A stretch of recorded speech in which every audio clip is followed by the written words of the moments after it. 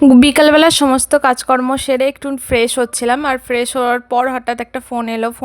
ফোনে আমাকে বললো যে একটু রেডি হও, রেডি হয়ে বেরোতে যাব, একটু বাইরে বেরোবো। তো হাজব্যান্ড ফোন করেছিল।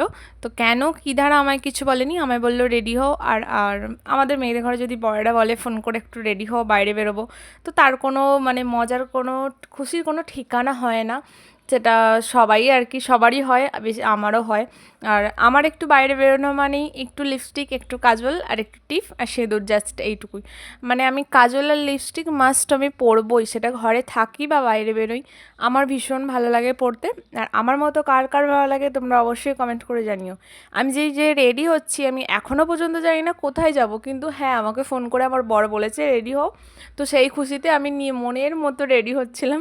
ঠিক আছে, কোথাও কোথাও একটা তো নিয়ে যাবে, মানে সারপ্রাইজ খুব কম দেয় ও। আর সারপ্রাইজ পেতে কার কার ভালো লাগে অবশ্যই জানিও, আমার তো ভীষণ ভালো লাগে। খুবই কম দেয়, কিন্তু ঠিক আছে, মাঝে মাঝে এরম সারপ্রাইজও পাওয়া ভালো।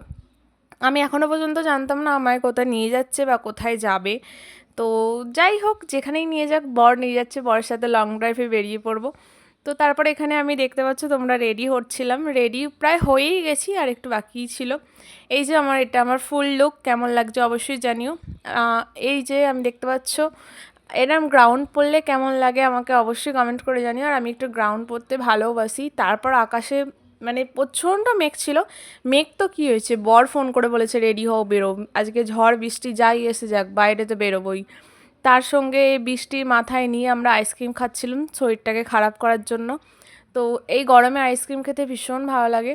এটা এটা হচ্ছে তার পরের দিনকে, তারপরে সেই দিনকে কোনো ক্লিপ নিতে পারিনি। আমাদের ঘরের নতুন মেম্বার ইনি, তো এনাকেই আমাকে সারপ্রাইজ দিতে নিয়ে গেছিলো।